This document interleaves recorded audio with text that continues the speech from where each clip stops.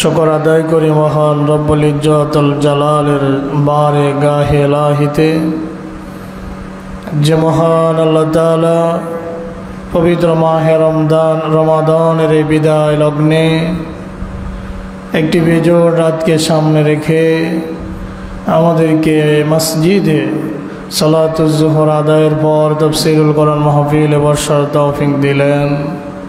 সে মহান মালিকের শুকর আদায় করি পড়ি আলহামদুলিল্লাহ। রব্বানা লাকাল হামদ হামদান কাসীরান তাইয়িবান মুবারাকান ফীহি ইয়া রব্বি লাকাল হামদু কামা ইয়ানবাগি লিজালালি ওয়াজহিকা ওয়া আযীমি সুলতানিকা। আমরা আল্লাহর শুকর আদায় করেছি, আল্লাহ তাআলা আমাদেরকে কবুল করেন বলে আমিন। আমাদের সকল ইবাদতগুলো বন্দেগীগুলো সালাত সিয়ামগুলো যেন আল্লাহ পাক কবুল করে নেন বলেন আমিন। ইতিমধ্যে 3টি বেজোড় রাত পেরিয়ে গেছে। মাহে রমাদানের আজকে দিনের পরে যে রাত আসবে এটি হচ্ছে বিজোড় রাতের মধ্যে 4র্থ রাত। আল্লাহর নবী সাল্লাল্লাহু আলাইহি ওয়াসাল্লাম বলেছেন, লাইলাতুল কদরকে তোমরা বেজোড় রাত্রিতে, শেষ দশকের বেজোড় রাতে তোমরা তালাশ করো। সেই বেজোড় রাতগুলো আমাদের থেকেও চলে যাচ্ছে। আজকে 4র্থতম রজনী আমরা যথাসম্ভব কাজে লাগাবার চেষ্টা করব। আল্লাহ পাক আমাদেরকে তৌফিক দান করেন। আমাদের দেশে আমরা লাইলাতুল কদর বলতে 27 রাতকেই আমরা নির্ধারণ করে নিয়েছি। যদি উলামায়ে কেরামের কারো কারো মতামত হচ্ছে, জোর দিয়ে তারা বলেছেন যে এই রাতটা 27তম রাতই হবে। তারা যুক্তিও দেখাইছেন। তাদের যুক্তি এটা আমরা ব্যাঠিকে বলবো না, আবার এটাই সঠিক এটা আমরা বলতে পারি না। আল্লাহু আ'লামু বিস-সাওয়াব, সঠিকটা আল্লাহই ভালো জানেন। তাদের বক্তব্য হলো লাইলাতুল কদরটা, এই শব্দটা, এই বাক্যটা কোরআনে মাজিদের মধ্যে আল্লাহ তাআলা 3 বার বলেছেন। কয়বার? ইন্না আনজালনাহু ফি লাইলাতিল কদর একবার, ওমা আদরাকা মা লাইলাতুল কদর 2 বার, লাইলাতুল কদরে খায়রুম মিন আলফি শাহর 3 বার। কয়বার বলেছেন? 3 বার বলেছেন। তো উলামায়ে কেরামের একাংশের মতামত হচ্ছে এই শব্দ লাইলাতুল কদর লিখতে 9টা হরফ লাগে। কয়টা? লাম, ইয়া, লাম, গোলতা 4টা। কয়টা গেল? লাইলাতুল লিখতে কয়টা গেল? 4টা হরফ। এবার আল কদর, আলিফ, লাম, কফ, দাল, র, তাহলে 4টা আর 5টা কয়টা? 9টা। তো তাদের ব্যাখ্যা হচ্ছে, যারা বলেন যে 27 তারিখে লাইলাতুল কদর, তাদের ব্যাখ্যা হচ্ছে আল্লাহ পাক রব্বুল আলামিন লাইলাতুল কদর লিখতে 9টা বর্ণ ব্যবহার করেছেন। তো এই 9 বর্ণ এই লাইলাতুল কদরটা 3 বার উল্লেখ করেছেন। তাহলে 3 নং 27, 3 নং 27। এই জন্য কারো কারো মত হচ্ছে যে লাইলাতুল কদর 27ই হবে। কিন্তু আমরা দেখতে পাই আমাদের নবী সাল্লাল্লাহু আলাইহি সাল্লাম এইভাবে নির্দিষ্ট করেন নাই। নবীজি বলেছেন, তাহাররু লাইলাতুল কদরে ফি আশরিল আওয়াখির মিন রমাদান, তোমরা মাহে রমজানের শেষ দশকে লাইলাতুল কদরকে তালাশ করো। কোন দশকে? শেষ দশকে। আল্লাহর নবী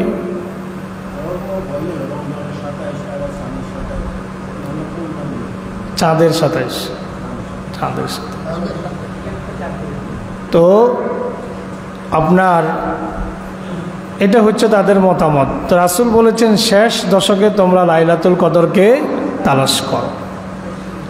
আল্লাহর নবী সাল্লাল্লাহু আলাইহি সাল্লাম লাইলাতুল কদরের কিছু সিমটম বলেছেন, কিছু নিদর্শন রাসূল বলেছেন যে ওই দিন যে রাত লাইলাতুল কদর হবে তার আগের দিনটা সূর্যটা অত প্রখরতা হবে না, অত তেজস্ক্রিয় হবে না। সূর্য থাকবে বাট তার তেজটা অত বেশি হবে না।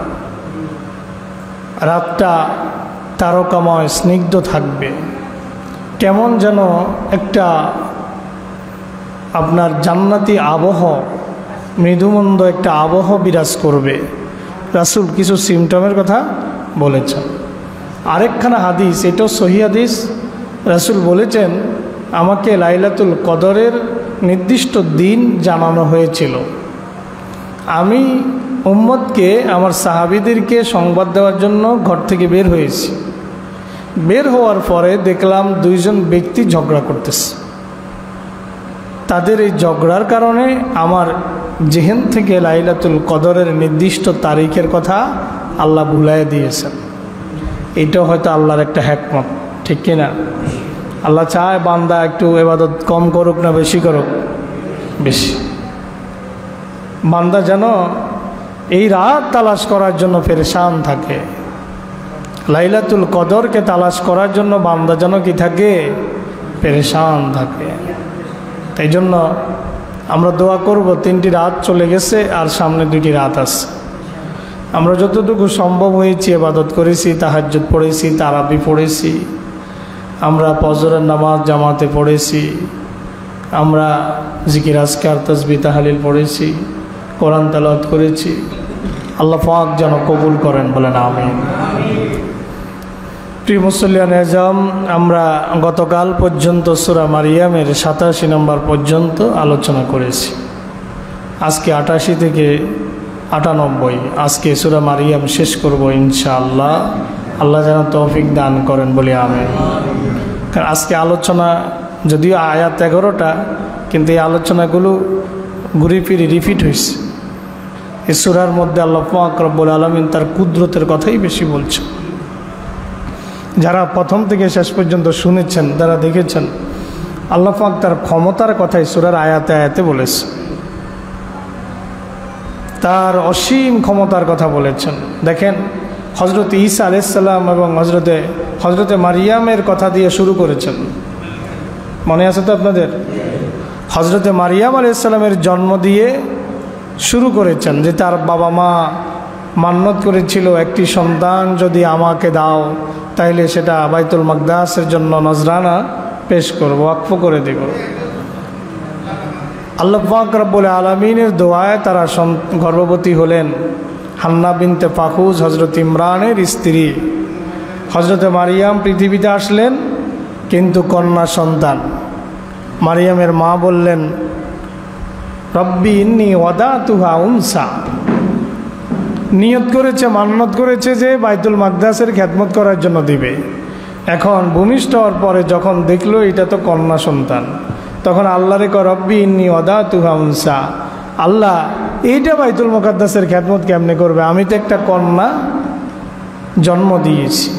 কিন্তু আল্লাহ তো তাকে দিয়ে বাইতুল মাকদাসের খেদমত চান না। আল্লাহ তো তার গর্ভ থেকে এমন একজন নবী আনতে চান যিনি বাবা ছাড়া পৃথিবীতে আসবেন। সুবহানাল্লাহ, ঠিক কিনা? যিনি বাবা ছাড়া পৃথিবীতে আসবেন, হযরতে ঈসা ইবনে মারিয়াম আলাইহিস সালাম। আল্লাহ তো চান যে ওই ছেলেটাকে, বাবা ছাড়া জন্ম নেওয়া ওই ছেলেটা, ওই নবী, তাকে যখন হত্যা করতে চাইবে আবার জিবরাইলকে দিয়ে তাকে আসমানে তুলে নেবে। আল্লাহর তো পরিকল্পনা সেই নবী হযরত ঈসাকে আবার আখেরি জামানায় ইমাম মাহদি আলাইহিস সালাম আগমনের পরে আবার তাকে পৃথিবীতে পাঠাবেন শেষ নবীর উম্মত হিসেবে। আল্লাহর তো পরিকল্পনা এগুলো, ঠিক কিনা? আল্লাহ পাক বললেন, আলাইসা যাকারু কাল উনসা। তুমি পেরেশান হওয়ার কারণ নাই। আলাইসা যাকারু কাল উনসা, আমি এমন একটা কন্যা তোমাকে দিয়েছি যেটার মতো কোনো পুরুষও নাই। সুবহানাল্লাহ। আলাইসা যাকারু কাল উনসা, এই মেয়ের মতো, এই কন্যার মতো কোনো পুরুষ নাই। কেমন গর্ভধারিণী, কেমন মা হযরতে মারিয়াম আলাইহিস সালাতু ওয়াস সালাম, কত সৌভাগ্যবান, ঠিক কিনা? যার লালন পালনের জন্য সাগরের মধ্যে কলম নিক্ষেপ করা হয়, লোহিত সাগরে। যার কলম দাঁড়িয়ে থাকবে তিনি তার রক্ষণাবেক্ষণ করবেন।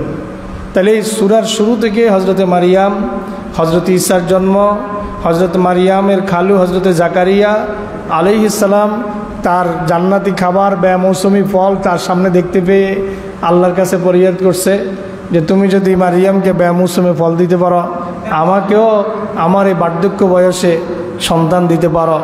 আল্লাহ দোয়া কবুল করলেন। 89 বছর বয়সে হজরতে ইয়াহিয়া আলাইহিস সালাম জন্মগ্রহণ করলেন। সুবহানাল্লাহ। আবার হজরত ইয়াহিয়া আলাইহিস সালাম নবী হলেন, তাকে তার উম্মতেরা জবাই করে শহীদ করে দিল। আপনারা ধারাবাহিকভাবে কথাগুলো শুনেছেন, ঠিক না? তাহলে এই সূরাতে তাওহীদ রয়েছে, এই সূরার মধ্যে রিসালাত রয়েছে, এই সূরার মধ্যে আল্লাহ পাকের অসীম কুদরত এবং ক্ষমতার বর্ণনা রয়েছে। এই সূরার মধ্যে আল্লাহর সাথে কাউকে শরীক করা যাবে না সেই কথাগুলোও রয়েছে, ঠিক না? তারা যে হজরত ঈসা আলাইহিস সালামকে আল্লাহর ছেলে বলেছিল, এই কথাটাকেও এই সূরাতে রদ করা হয়েছে। এই কথাটাও এই সূরাতে প্রত্যাখ্যান করা হয়েছে যে না, আল্লাহ কোনো সন্তান গ্রহণ করেন না। এবার আমরা ধারাবাহিক আলোচনায় প্রবেশ করি। সূরা মারিয়াম আয়াত নম্বর 28। বিসমিল্লাহির রহমানির রহিম। وقالوا اتخذ الرحمن ولدا لقد جئتم شيئا إدا تكاد السماوات يتفطرن منه وتنشق الأرض وتخر الجبال هدا। আল্লাহ পাক রব্বুল আলামিন বলেন, অকালু ইত্তাখাযার রহমানু ওয়ালাদা, তারা বলে ইত্তাখাযার রহমানু, দয়াময় আল্লাহ। রহমান কার নাম? আল্লাহর নাম। ইত্তাখাযার রহমান কারো নাম, কিন্তু রহমান রাখা জায়েজ নাই। কারো নাম রহিম রাখার জায়েজ নাই। রহিম যদি রাখতে হয় আব্দুর রহিম, রহমান যদি রাখতে হয় আব্দুর রহমান, আহাদ যদি রাখতে হয় আব্দুল আহাদ, ওহাব যদি রাখতে হয় আব্দুল ওহাব, আব্দুল্লাহ যদি আব্দুল্লাহ তো আল্লাহর বান্দা। তারপরে কি আউয়াল যদি রাখতে হয় আব্দুল আউয়াল। আল্লাহর 99টা সিফাতি নাম, এই সিফাতি নামের শুরুতে যদি কারো নাম রাখতে হয় আব্দ, এই শব্দটা লাগাতে হবে। শুধু রহমান রাখা যাবে না। মনে রাখবেন, রাসূল হাদিসের মধ্যে বলেছেন আল্লাহর কাছে সবচেয়ে প্রিয় নাম 2টা। কয়টা? প্রিয় নাম 2টা, আব্দুল্লাহ, আব্দুর রহমান। আব্দুল্লাহ, আব্দুর রহমান, এই 2টা নাম আল্লাহর কাছে খুব প্রিয়। ওয়াকালু ইত্তাখাযার রহমানু ওয়ালাদা, তারা বলে দয়াময় আল্লাহ তিনি সন্তান গ্রহণ করেছেন। নাউযুবিল্লাহ। কোরআনে মাজিদে অন্য আয়াতে আল্লাহ বলেন, ক্বালাতিল ইয়াহুদু উযাইর ইবনুল্লাহ, ইহুদিরা বলে উযাইর আল্লাহর ছেলে। উযাইর ছিল আল্লাহর একজন নবী। ক্বালাতিল ইয়াহুদু উযাইর ইবনুল্লাহ, ইহুদিরা বলে উযাইর আল্লাহর ছেলে। ক্বালাতিন নাসারা মাসীহ ইবনুল্লাহ, নাসারারা অর্থাৎ খ্রিস্টানরা বলে ঈসা আল্লাহর ছেলে। হযরত ঈসা যখন বাবা ছাড়া পৃথিবীতে এসেছেন, তারা ধরে নিয়েছে কত বড় জঘন্য কথা। তারা ধরে নিয়েছে মারিয়াম আল্লাহর স্ত্রী। আল্লাহ মারিয়ামকে আল্লাহর স্ত্রী হিসেবে গ্রহণ করেছেন, এটা তাদের ধারণা। এবং তাদের ধারণা মারিয়ামের গর্ভ থেকে যে সন্তান এসেছে হযরত ঈসা, তিনিও আল্লাহর সন্তান, আল্লাহর ছেলে। পড়েন নাউযুবিল্লাহ। আল্লাহ পাক রব্বুল আলামিন আমাদের সামনে নামুজাজ পেশ করলেন, কতগুলো কুদরত পেশ করলেন। আল্লাহ পাক রব্বুল আলামিন হযরত আদমকে বানালেন মাটি দ্বারা, নিজ হাতে বানালেন, মাটি দিয়ে বানালেন। আল্লাহ পাক রব্বুল আলামিন বাবা এবং মা ছাড়া হযরত আদমকে বানালেন। বড় শখ করে নিজ হাতে বানিয়েছেন, ফেরেশতাদেরকে দিয়ে না। আদমের স্ট্রাকচার, আদমের আকৃতি আল্লাহ নিজ হাত দিয়ে দিয়েছেন। এটার প্রমাণ সূরা যদি আরাফ খুঁজেন সেখানে পেয়ে যাবেন, সূরা আরাফে রয়েছে। আল্লাহ পাক রব্বুল আলামিন যখন হযরত আদম আলাইহিস সালাতু ওয়াস সালামকে তার ভিতরে যখন রূহ ফুঁকে দিলেন, কি করলেন? রূহ ফুঁকে দিলেন। প্রথম কি কাজটা করছে হযরত আদম জানেননি? রূহ ভিতরে দেওয়ার সাথে সাথে হযরত আদম হাসি দিছে। কি দিছে? হাসি দিছে। রূহটা ভিতরে দেওয়ার সাথে সাথে হযরত আদম হাসি দিছেন। হাসি দিয়ে তিনি বলেছেন আলহামদুলিল্লাহ। কি বলেছেন? আলহামদুলিল্লাহ। এই জন্য রাসূলের হাদিসের মধ্যে এসেছে, রাসূল বলেছেন হাসিদাতা আলহামদুলিল্লাহ বলবে, যিনি শুনবেন তিনি ইয়ারহামুকাল্লাহ, ইয়ারহামুকাল্লাহ, ইয়ারহামুকুমুল্লাহ বলতে পারেন, অসুবিধা নাই। ইয়ারহামুকাল্লাহ বলবেন যিনি শুনবেন তিনি। আর যিনি হাসি দিয়েছেন তিনি দ্বিতীয়বার আবার বলবেন ইয়াহদিকুমুল্লাহ, অথবা ইয়াহদিকাল্লাহ, আল্লাহ তোমাকে হেদায়েত দান করুক, অথবা ইয়াহদিকুমুল্লাহ, আল্লাহ তোমাদেরকে হেদায়েত দান করুক। দুইটাই বলতে পারেন। এবং এক মুসলমানের উপরে আরেক মুসলমানের 6টা হক। কয়টা হক? 6টা। জানেননি কি কি? আল্লাহর নবী বলেন লিল মুসলিমি আলাল মুসলিমি সিত্তু খিসাল, এক মুসলমানের উপর আরেক মুসলমানের 6টা দায়িত্ব, 6টা কর্তব্য রয়েছে। কয়টা কর্তব্য? ইউসাল্লিমু আলাইহি ইজা লাকিয়া, যখন তার সাথে সাক্ষাৎ হবে সালাম দিবে। সাক্ষাৎ হলে কি দিবে? ইউসাল্লিমু আলাইহি ইজা লাকিয়া, যখন দেখা হবে সালাম দিবে। ওয়ায়ুসাম্মিতুহু ইজা আতাসা, যখন হাসি দিয়ে আলহামদুলিল্লাহ বলবে হাসির জবাব দিবে।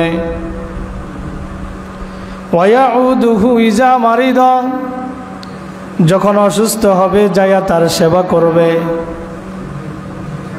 ওয়ায়াউদুহু ইজা মারিদা, রাসূল বলেন না যে শুধু রোগী চাইও, বলছেন যাইয়া রোগীর সেবা করো।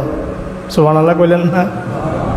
ওয়ায়াউদুহু ইজা মারিদা, একজন আপনার সাথে খুব শত্রুতা পোষণ করে, যদি আমরা এটা পারি না, এটা আমাদের জন্য অনেক কঠিন। আমাদের তো ইগো বেশি, আমাদের আত্ম অহমিকা বেশি, ঠিক কিনা? আপনার চরম শত্রু অসুস্থ হয়েছে, খবর পাইছেন, যাওয়ার সময় কিচ্ছু নিলেন না, এমনি গেছেন দেখা করতে।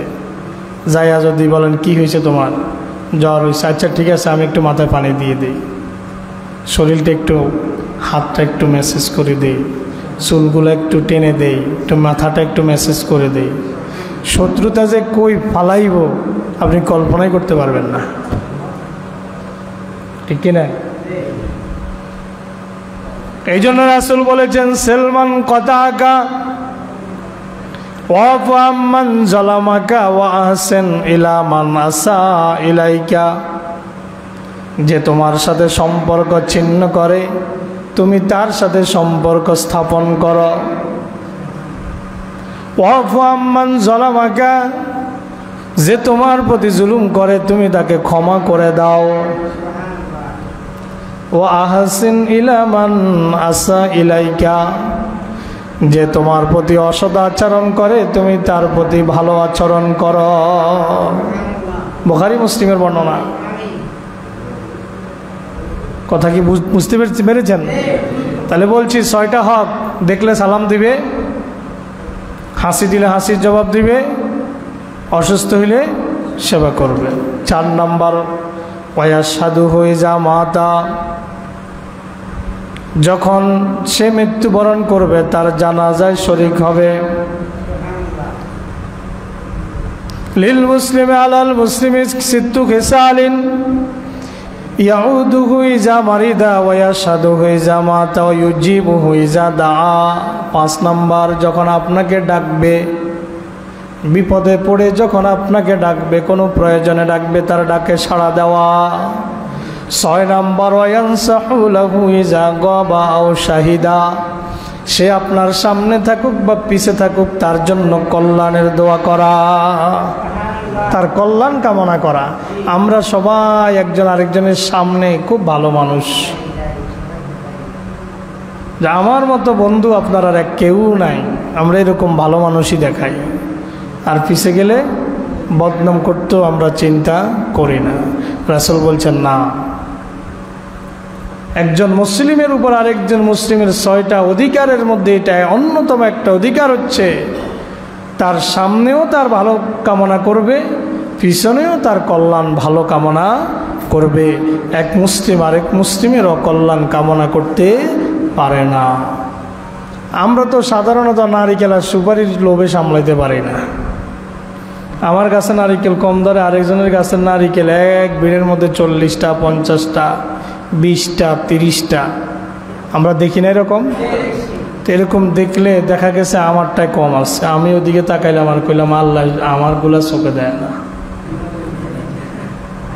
কি এরকম মনের মধ্যে আছে নি? পেঁপে গাছ 50টা, দুইজনে কিনছে 20টা করে 40টা, একজনের 20টার মধ্যে পেঁপে, আরেকজন 20টার মধ্যে 15টার মধ্যে ফুল,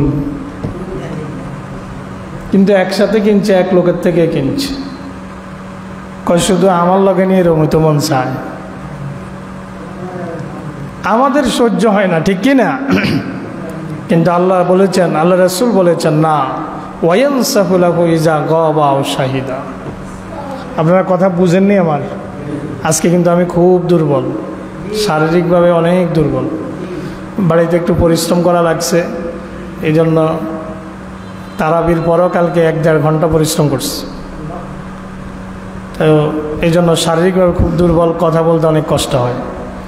যাই হোক, আপনারা যদি ধৈর্য ধরে বসেন, ইনশাআল্লাহ আস্তে আস্তে আমি কথা বলে আজকে সূরা মারিয়াম শেষ করে উঠবো ইনশাআল্লাহ। যদিও দেখেন যে কথা এদিক ওদিক ঢুকতেছে, কথা বলতে গেলে কথা শাখা প্রশাখা ঢুকবে, কিন্তু আমরা কোনো বাহুল্য কথা বলতেছি না, যেগুলো বলতেছি এগুলো তো দরকারি, ঠিক কিনা? যেগুলো বলতেছি এগুলো তো দরকারি। তাহলে এক মুসলমানের উপর আরেক মুসলমানের হক কয়টা বলেন তো দেখি? কি কি কে বলতে পারবেন?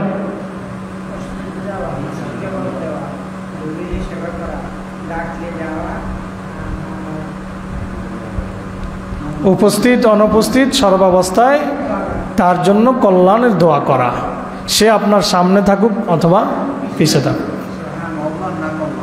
কল্যাণ। সেটাই তো বলতেছি, যে রেফারেন্স দিলাম নারিকেলের, সুপারির, পেঁপে গাছের, ঠিক কিনা?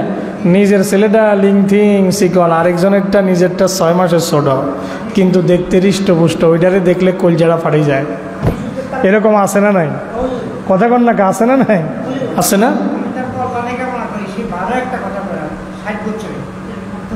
সে যদি 500 বছর হায়াত পায় আর আপনার কল্যাণই চায়, আপনি তার কল্যাণ চাইবেন। হাদিস তো বলছি, এবার কোরআন থেকে দলিল নেন। আল্লাহ পাক বলেন, খুযিল আফওয়া আমুর বিল উরফি ওয়া আরিদ আনিল জাহিলিন। আল্লাহ পাক বলেন, খুযিল আফওয়া, তোমরা ক্ষমার নীতি অবলম্বন করো, ক্ষমা করতে শেখো। খুযিল আফওয়া, ক্ষমার নীতি অবলম্বন করো। ওয়া আমুর বিল উরফি, মানুষকে ভালো কাজের আদেশ করো। ওয়া আরিদ আনিল জাহিলিন, মূর্খ বর্বরগুলাকে অ্যাভয়েড করো, পরিহার করো। একদিন ভালো কথা বলছেন শুনে নাই, 2 দিন বলছেন শুনে নাই, 3 দিন বলছেন শুনে নাই, 4 দিন বলছেন শুনে নাই, এক সময় আপনি বিরক্তই হয়ে গেছেন। এখন আর তার জন্য আফসোস করে লাভ নাই, তাকে আপনি সাইড কেটে অ্যাভয়েড করে চলতে হবে। এটাই ইসলাম। তার কপালে, তার নসিবে হেদায়েত নাই। কথা কি বোঝা গেছে? আল্লাহ রাসূল আবু জাহেলকে দিনের দাওয়াত দিছে, প্রতিদিন গেছে? কথা কন না কা? প্রতিদিন দিছে দাওয়াত? না, প্রতিদিন দেয় নাই তো। আল্লাহ রাসূল জোর করে কাউকে ইসলামে দীক্ষিত করাইছে? আবু তালেব যখন রাসূলের সাথে জেলখানায়, সে হবে আবি তালেবে, সে হবে, এটা একটা উপত্যকা, পাহাড় ঘেরা। শিহাবে আবি তালেবের মধ্যে উন্মুক্ত কারাগারে রাসূল 3 বছর ছিলেন। মক্কার কাফেররা রাসূলকে বন্দী করে রেখেছে, বের হতে দেয় নাই, ওই উপত্যকা থেকে বাইরে আসতে দেয় নাই, কেনা বেচা লেনদেন ব্যবসা বাণিজ্য কিচ্ছু করতে দেয় নাই। আল্লাহ রাসূল অনেক কষ্টে সেখানে দিন যাপন করেছেন। গাছের পাতা, গাছের চামড়া, এমনকি ছাগলের চামড়া, বকরির চামড়া, দুম্বার চামড়া, এগুলা শুকনার চামড়া পানিতে ভিজিয়ে সেখান থেকে পশম তুলে তুলে ওই চামড়াকে মুখে চিবাইয়া চিবাইয়া রাসূল জীবনযাপন করেছেন। পায়খানাগুলো ছাগলের বড়ির মতো হয়ে গেছে সাহাবীদের। আবু তালেব এই 3 বছর কিন্তু ভিতরে ছিল। মক্কার অন্যান্য কাফের কুরাইশরা কিন্তু ভিতরে ছিল না। আবু তালেব কিন্তু ভাতিজার মায়ায় মহব্বতে ভিতরে থেকে গেছে।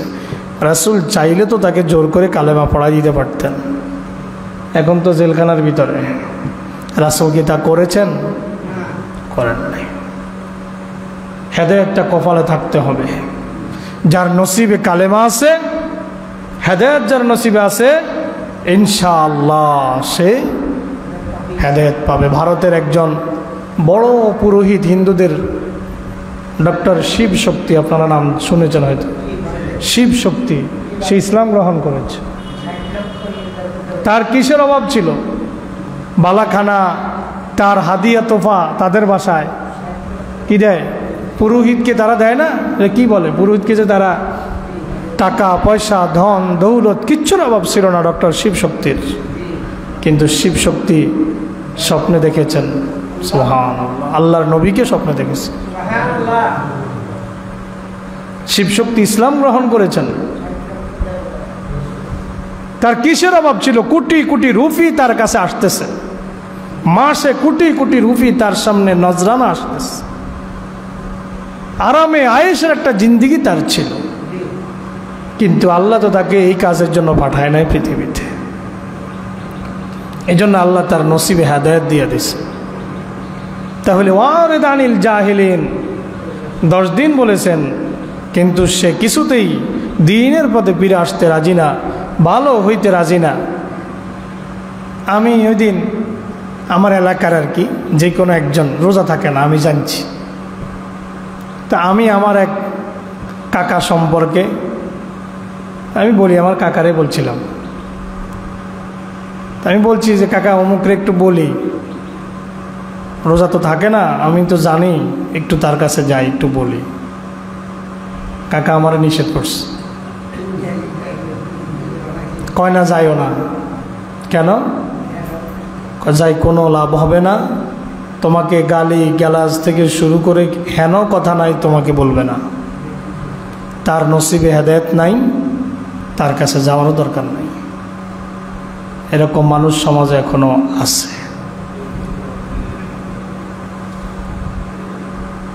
এই জন্য আল্লাহ বলে দিয়েছেন, ওয়ারিদ আনিল জাহিলিন, এই বর্বরগুলা থেকে দূরে থাকো। সব জেনে শুনেও যারা অন্যায় করে, কপালে সিজদা দিতে দিতে কপালের দাগ পড়ে গেছে, এরপরও সুদের টাকা লাগায়। আপনি এর কিসের দিনের কথা বলবেন বলেন তো দেখি? এ কি জানে না সুদে টাকা লাগানো হারাম?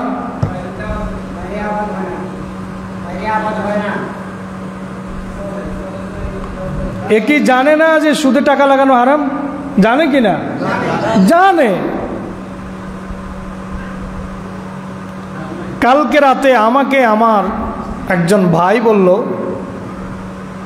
যে তাদের ব্যবসায়িক পার্টনার আমারে বলল যে ভাইয়া 5-6 লক্ষ টাকা বছরের জাকাত আসে, তো এই লোকে কাপড় কিনে জাকাত দিতেছে। আমারে বলল যে আমি ওই লোককে বললাম, ভাই আপনি কাপড় কিনে জাকাত দেন, লাভটা কি হবে? আপনি এই টাকা দিয়ে 5 জন মানুষকে স্বাবলম্বী করে দেন। তখন ওই লোক নাকি জবাব দিছে, ব্যবসায়িক পার্টনার তো জবাব দিছে যে আমি কি জাকাত আমি জাকাতের জন্য দেইনি, আমি দেই হইল দেখানোর জন্য। কালকে রাতে আমার সাথে কথা, তা আমি বললাম সত্যি করে বলো তো ঠিক এইভাবেই কি বলেছে লোকটা? আমি রিপিট করতেছি ভালোভাবে বোঝার জন্য, যে লোকটা কি তোমাকে এইভাবে বলেছে যে আমি তো দেই নামের জন্য, আমি কি জাকাত হিসাবে দেই না, আমি দেই নামের জন্য। আমি বললাম যে এইভাবে বলেছে, হ্যাঁ এইভাবে বলেছে। এবং আমাকে বলল যে সে একটা রোজাও রাখে না। মনে রাখবেন, যার নামাজ নাই তার জাকাত কবুল হবে না। আমি দায়িত্ব নিয়ে চেয়ারে বসে বলে গেলাম, জাকাত কবুলের জন্য নামাজ শর্ত। যার নামাজ নাই তার জাকাত কবুল হবে না। পুঙ্খানুপুঙ্খু হিসাব করে দিলেও জাকাত কবুল হবে না। পাই পাই করে হিসাব দিলেও জাকাত কবুল হবে না। জাকাত কবুলের জন্য নামাজ শর্ত। যত জায়গা আল্লাহ জাকাতের কথা বলেছেন তার আগে নামাজের কথা বলেছেন। কথা বুঝে আসছে কিনা? কিসের কথা বলেছেন? নামাজের কথা বলেছেন, পাশাপাশি জাকাতের কথা বলেছেন। এই জন্য ওলামায়ে কেরামের ফতোয়া হচ্ছে জাকাত কবুলের জন্য নামাজ শর্ত। কথা কি ক্লিয়ার? ওই লোক নাকি রোজাও থাকে না, তাহলে এই লোক তো আমি মনে করি কোরআনের ভাষায় ও আর দানিল জাহিলিন, এই জাহেলদের কাতারে পড়ে গেছে। যে বলতে পারে আমি তো জাকাত আদায়ের জন্য দেই না, আমি তো নামের জন্য দিচ্ছি, তাহলে আমরা ক্ষমার নীতি অবলম্বন করব। আমরা আবার আমাদের আলোচনায় ফিরে যাই যে আল্লাহ পাক রব্বুল আলামিন তিনি কোনো সন্তান গ্রহণ করেন নাই। তিনি কোনো সন্তান গ্রহণ করেন নাই। আমরা আদম থেকে আসছি কথাটা।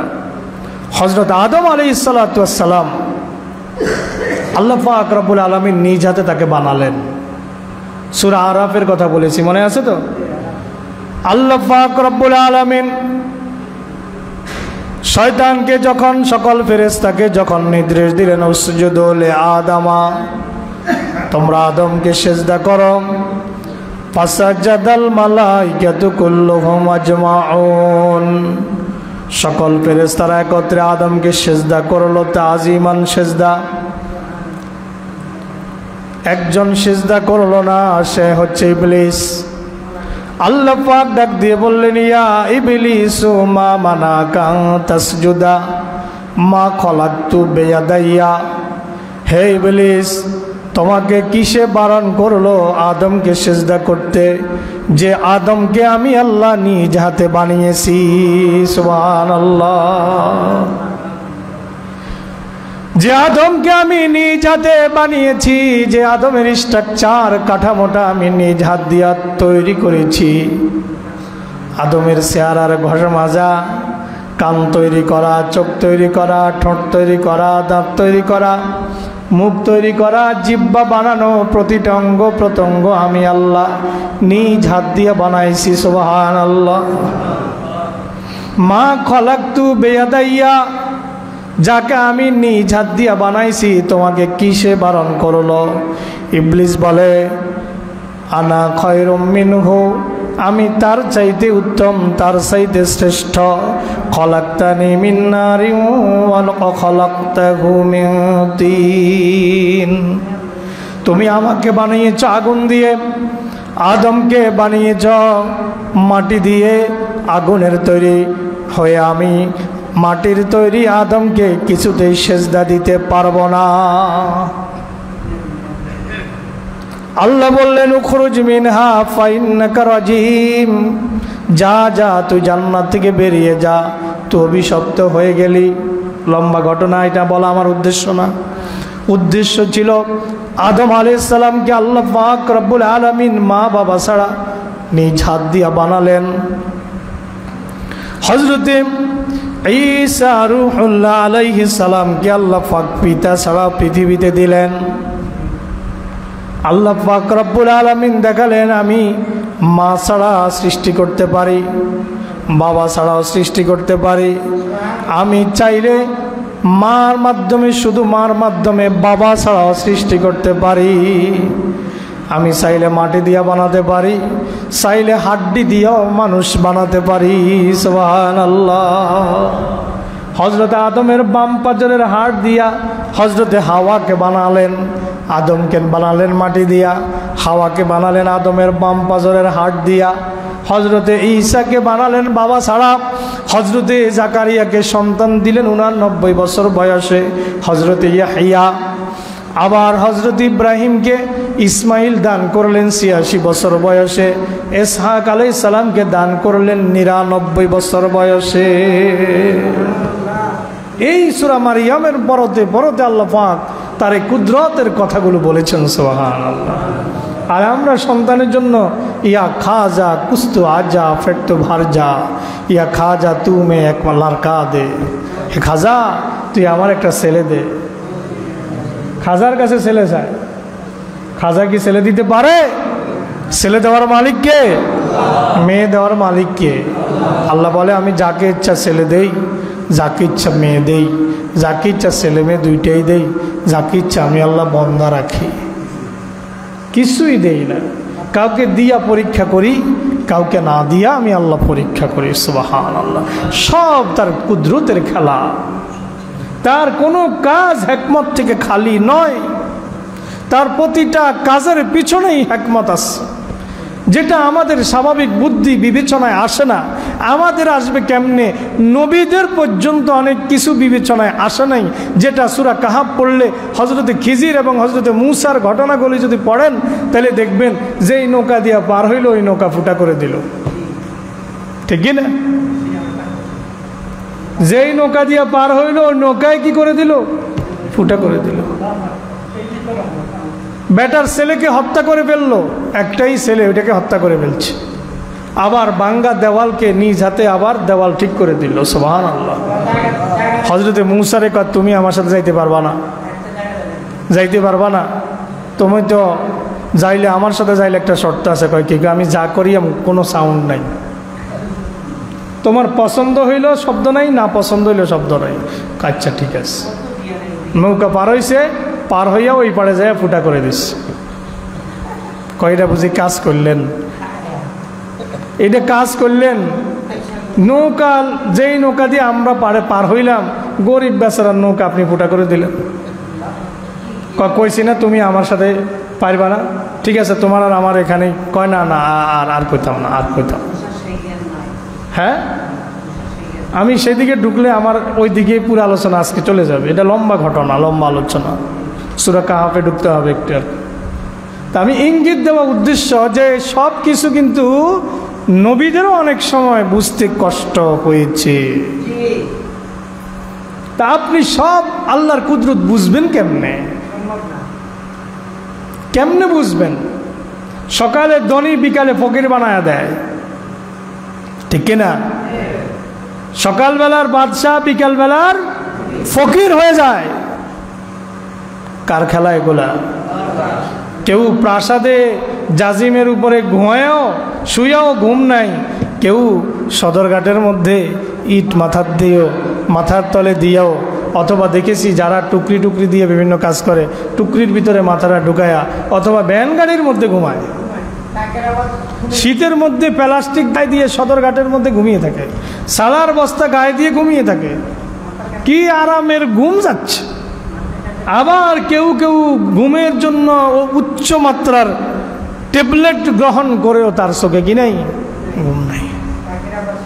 আল্লাহু আকবার, আল্লাহু আকবার। আপনি মানুষের এগুলা সবার বুঝে আসবে না। আল্লাহ বলছেন ফাতাবিরু ইয়া উলিল আলবাব, জ্ঞানীরাই এগুলা নিয়ে চিন্তা করে।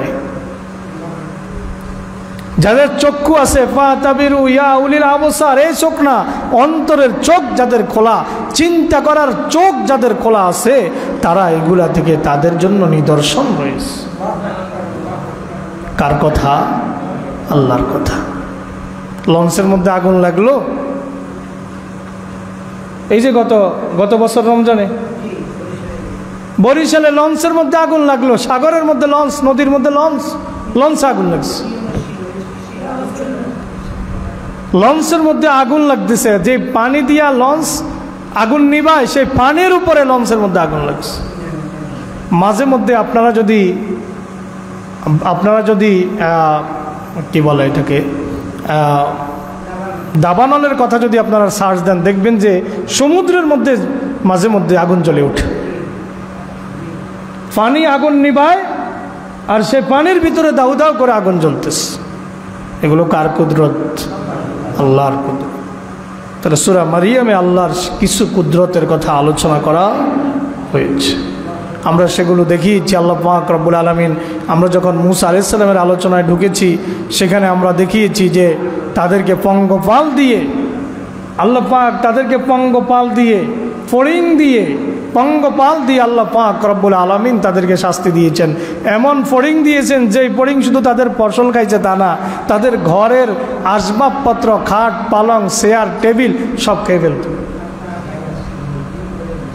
চেয়ার টেবিল কাঠের জিনিস সব খেয়ে ফেলত।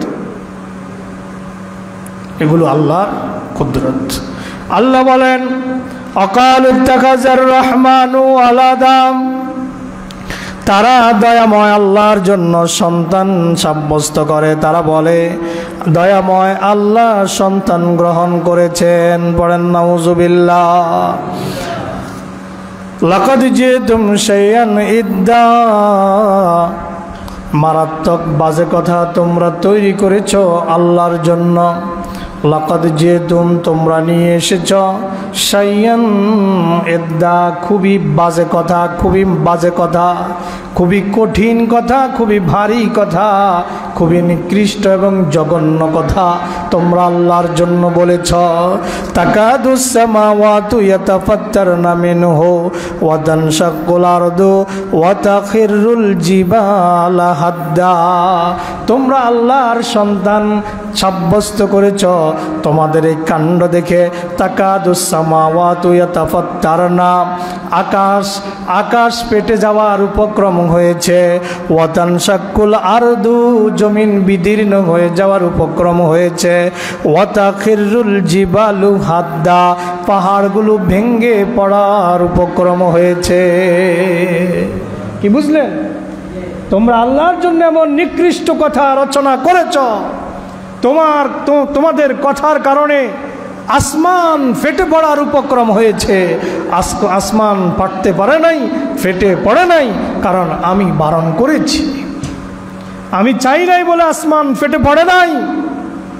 তোমরা আল্লাহর সন্তান সাব্যস্ত করেছ, আল্লাহর সাথে শিরক করতেছ, এইটা দেখে আসমান ফেটে পড়ার উপক্রম হয়েছে, জমিন বিদীর্ণ হয়ে যাওয়ার উপক্রম হয়েছে, পাহাড়গুলো ভেঙে পড়ার উপক্রম হয়েছে। কার কথা?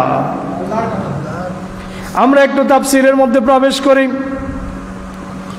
আল্লাহ পাক রব্বুল আলামিন বলেন লাম্মা কাররারা তাআলা ফি হাযিহি সূরাতিশ শরীফাতি উবুদিয়্যাত ঈসা, এই সূরার মধ্যে আল্লাহ পাক রব্বুল আলামিন এটা সাব্যস্ত করেছেন ঈসা আলাইহিস সালাম আল্লাহর ছেলে নন, বরং আল্লাহর একজন বান্দা।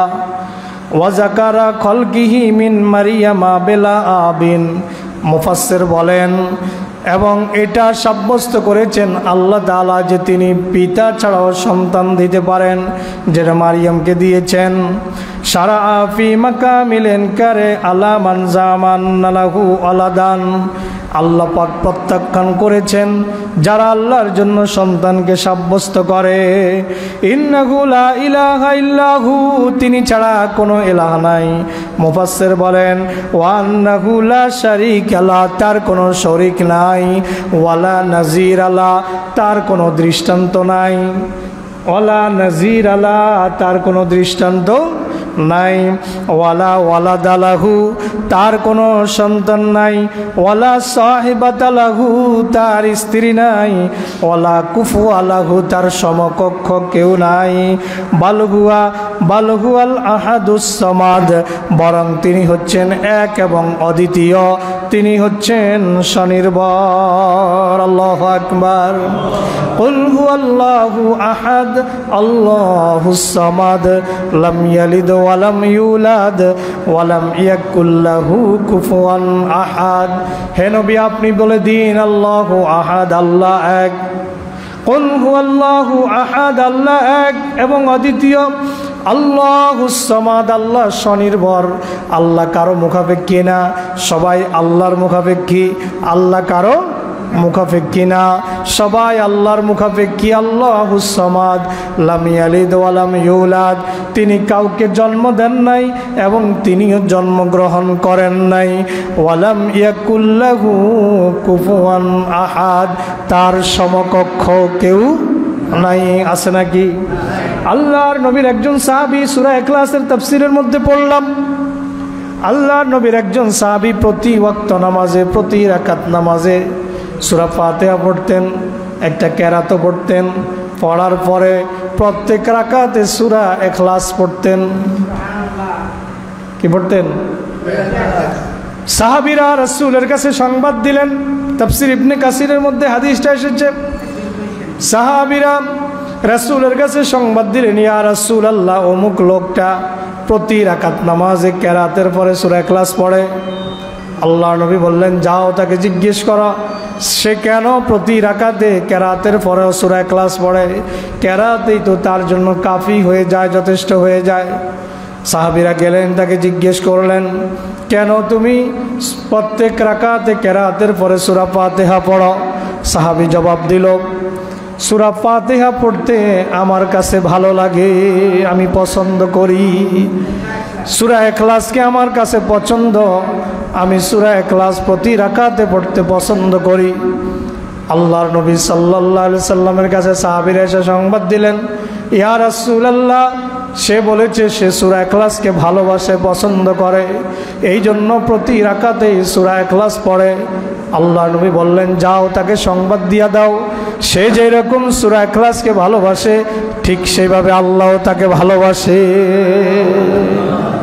আল্লাহ তাকে ভালোবাসে। সূরা ইখলাসের এত ফজিলত, আপনি যদি বিসমিল্লাহর সাথে একবার সূরা ইখলাস পাঠ করেন 10 পারা কোরআন শরীফ পড়ার সওয়াব আপনার আমলনামায় দিয়ে দেওয়া হবে। 3 বার যদি বিসমিল্লাহর সাথে সূরা ইখলাস পাঠ করেন আপনার আমলনামায় 1 খতম কোরআনের সওয়াব আল্লাহ তাআলা দিয়ে দিবেন। পড়েন সুবহানাল্লাহ। এটা কিন্তু জাল কথা না, এটা কিন্তু সহি কথা, এটা সহি কথা। যত পারেন বেশি বেশি করে সূরা ইখলাস পড়বেন আর 1 খতম কোরআনের সওয়াব আমলনামার মধ্যে জমা করবেন। সুবহানাল্লাহ। কেউ যদি একবার সূরা তাকাসুর পড়ে তার আমলনামায় আল্লাহ পাক রব্বুল আলামিন কোরআনে কারীমের 4 ভাগের 1 ভাগ তেলাওয়াত করার সওয়াব দান করেন। সুবহানাল্লাহ।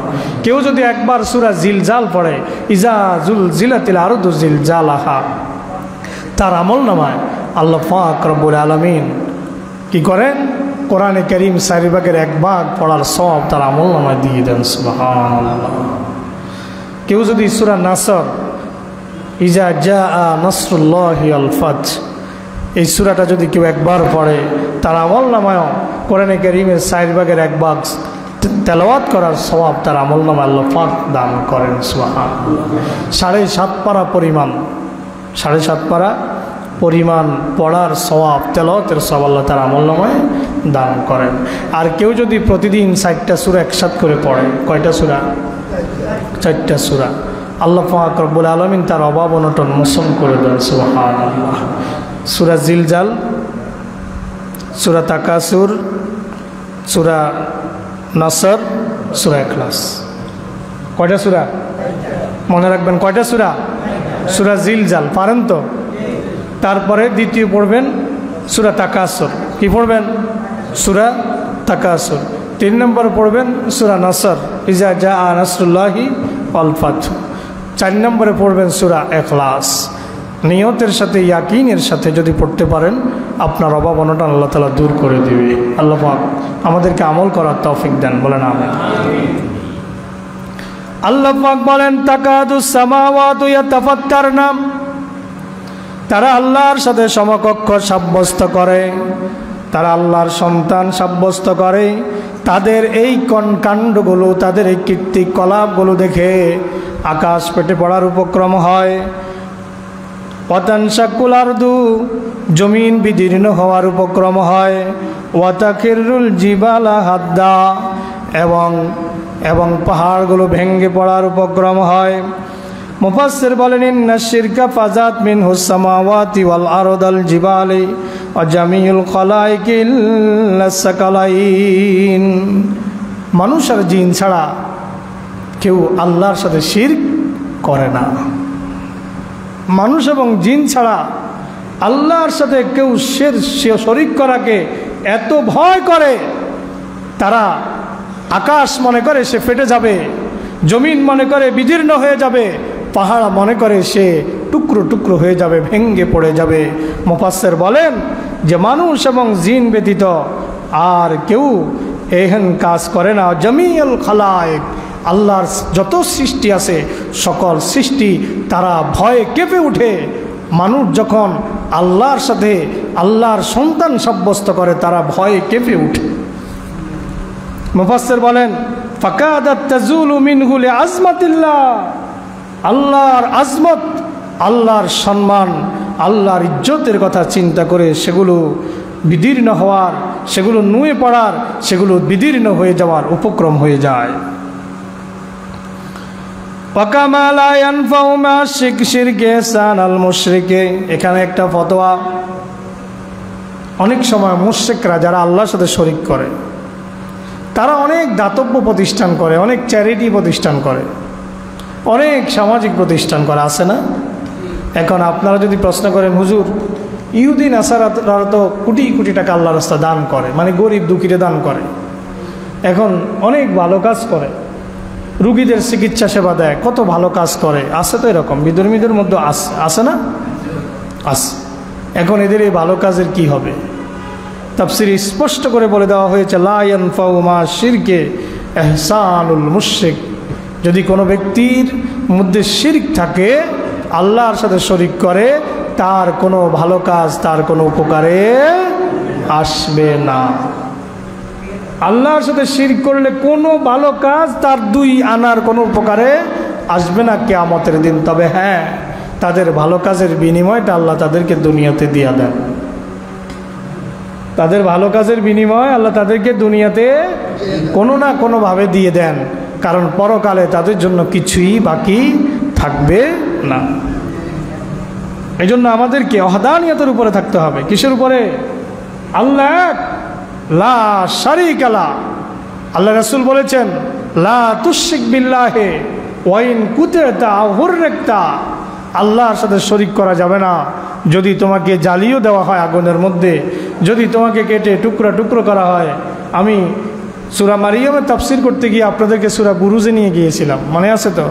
কুতিলা আসহাবুল উখদুদিন নারি জাতিল ওয়াকুদ ইজহুম আলাইহা কুউদুন ওয়া হুম আলা মা ইয়াফআলুনা বিল মুমিনিনা শুহুদ। বক্তে নসর বাদশাহ 20,000 মুসলমানকে একসাথে একই দিনে আগুনের কুণ্ডলীর মধ্যে নিক্ষেপ করে তাদেরকে হত্যা করে ফেলেছে।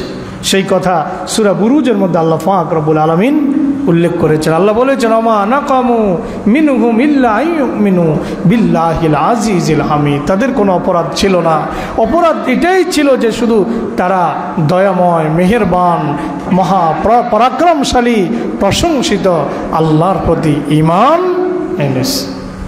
আর রাসূল বলেছেন তোমাদেরকে আগুনে জ্বালিয়ে দিলেও তোমরা আল্লাহর সাথে শিরক করো না, যেটা আমরা হযরত ইব্রাহিম থেকে পেয়েছি, যেটা আমরা ওই বক্তে নসর যে 20,000 মুসলমানকে পুড়িয়েছে সেখান থেকে পেয়েছি, যেটা আমরা হযরত আসিয়ার যে দাসীকে গরম তেলের কড়াইতে ভাজা ভাজা করে ফেলা হয়েছিল সেখান থেকে পেয়েছি, যেটা আমরা নবীর অন্যান্য সাহাবীদের জীবন থেকে হযরতে বেলাল থেকে পেয়েছি। তাহলে আমাদের ওয়াহদানিয়তের উপরে আমাদেরকে থাকতে হবে, আল্লাহ এক, তাওহীদের উপরে আমাদেরকে থাকতে হবে, তাওহীদবাদী আমাদেরকে হতে হবে। তাওহীদবাদীতার জন্য আল্লাহ রাসূল বলেছেন ক্বালা রাসূলুল্লাহি সাল্লাল্লাহু আলাইহি ওয়াসাল্লাম আলাক্কিনু মাউতাকুম শাহাদাতি আল্লা ইলাহা ইল্লাল্লাহ, তোমাদের কোনো ব্যক্তি যখন মৃত্যুবরণ করে অবস্থা, এই বুঝি চলে গেল, এই বুঝি মৃত্যুবরণ করলে এরকম অবস্থার উপক্রম হয়, লাক্কিনু শাহাদাতি আল্লা ইলাহা ইল্লাল্লাহ, তোমরা তাকে শাহাদাতের তালকিন দাও, তোমরা তাকে তালকিন দাও, কালিমার তালকিন দাও, লা ইলাহা ইল্লাল্লাহ, আল্লাহ ছাড়া কোনো ইলাহা নাই।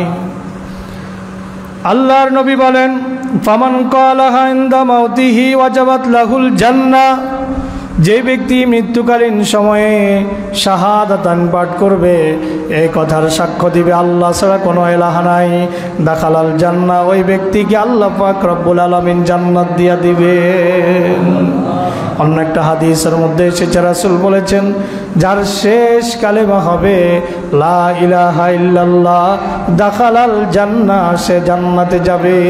তাওহীদের এত দাম, শিরক মুক্তভাবে যদি আপনি আল্লাহকে এক বলে বিশ্বাস করতে পারেন, আল্লাহর আসমা এবং সিফাতের সাথে যদি শিরক না করেন, আল্লাহর রুবুবিয়াতের সাথে যদি শিরক না করেন, উলুহিয়াতের সাথে যদি শিরক না করেন, তাহলে আপনার ওই কালেমাটাই আপনার নাজাতের জন্য যথেষ্ট হয়ে যাবে।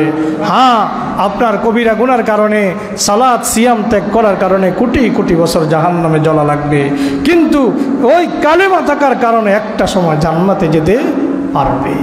কিন্তু আমরা তো কোটি কোটি বছর জাহান্নামে জ্বলে জান্নাতে যেতে চাই না। আমরা তো প্রথম দৌড়েই, চোখের পলকেই তো আমরা ফুলসিরাত পাড়ি দিয়ে জান্নাতে যেতে চাই, ঠিক কিনা?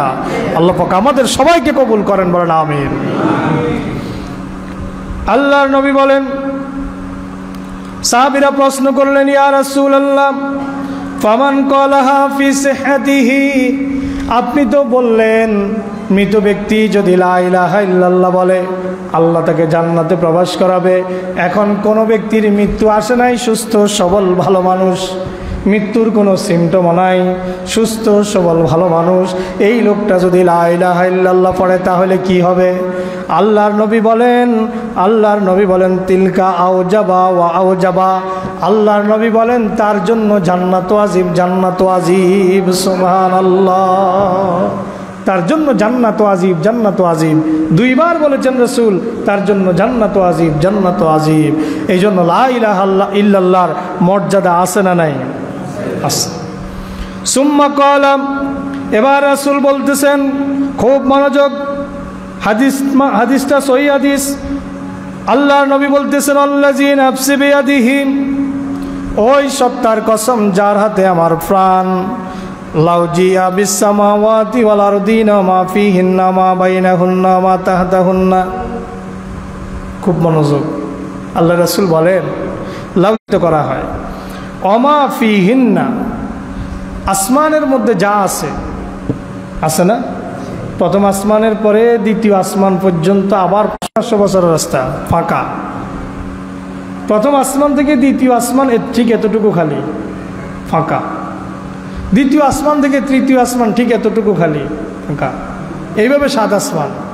আল্লাহ নবী বলতেছেন যদি সপ্তম আসমান নিয়ে আসা হয়, 7টা জমিনকেও নিয়ে আসা হয়, অমা ফিহিন্না, এই দুইটার মাঝখানে যা আছে, জমিনের নিচে তেলের খনি, স্বর্ণের খনি, রূপার খনি, লোহার খনি, তামার খনি, দস্তার খনি, যত কিছু আছে, যত খনিজ পদার্থ আছে, সব যদি একত্রিত করা হয়, আল্লাহ নবী বলেন আমা বাইনা হুন্না, এই দুইটার মাঝখানে যা কিছু আছে যদি সেগুলো নিয়ে আসা হয়, ওয়ামা তাহতা হুন্না, জমিনের নিচে যা আছে তাও যদি নিয়ে আসা হয়, আল্লাহ নবী বলেন ফা ওয়াদাআনা ফি কাফাতিল মিজান, এই সব একসাথে জমা করে যদি পাল্লার, মিজানের একটা পাল্লার মধ্যে রাখা হয়, ওয়াদাআত শাহাদাতি আল্লাহ ইলাহা ইল্লাল্লাহু ফিল কাফাতিল উখরা, অন্য পাল্লায় যদি শুধু লা ইলাহা ইল্লাল্লাহকে রাখা হয়,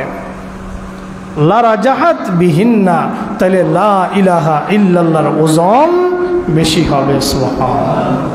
সুবহানাল্লাহ, আওয়াজ এত আসতে হইল, কথা কি বুঝে আসছে? এই হইল লা ইলাহা ইল্লাল্লাহ, আর এই হইল লা ইলাহা ইল্লাল্লাহ যারা ঘোষণা দিয়েছে তাদের মর্যাদা। তাহলে আল্লাহর কি ছেলে আছে?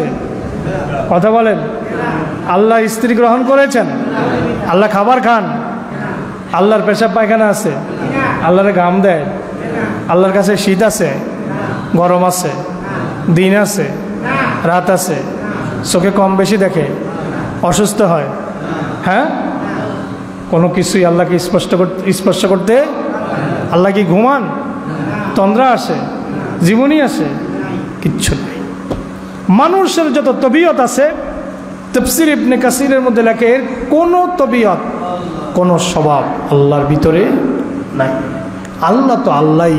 এই জন্য আল্লাহ বলেছেন ওমা কদারুল্লাহ হাক্কা কদরিহি, তোমরা যথাযথভাবে আল্লাহর মর্যাদাকে চিনতে পারো নাই, বুঝতে পারো নাই। আল্লাহ যে কত মহান, আল্লাহ যে কত দয়াবান, আল্লাহ যে কত শক্তিমান, তোমরা বুঝতে পারো নাই। বিশাল আসমানকে আল্লাহ তাআলা ছাদ ছাড়া বানায় দিলেন। গোটা জমিনটাকে ইচ্ছা করলে সমতল করতে পারতেন, কিন্তু কোরআনে বলে দিয়েছেন আমি জমিনকে সমতল করি নাই, কারণ এই জমিনে ভূমিকম্প হবে। আপনারা মনে করেন ভূমিকম্প আমাদের ক্ষতি শুধু ক্ষতিই করে? না, ভূমিকম্প নিয়ে রিসার্চ করলে দেখবেন ভূমিকম্পের ফলে জমিনের নিচে স্বর্ণের খনি তৈরি। সুবহানাল্লাহ কোন। আমার কথা বিশ্বাস না করলে ভূমিকম্প নিয়ে রিসার্চ করবেন। কথা কি বোঝা গেছে? ভূমিকম্প শুধু ক্ষতি হয় তা নয়, ইচ্ছা করলে জমিনকে যদি বলে জমিন পাপীগুলাকে সব গ্রাস করে নাও, জমিন নিবে কিনা?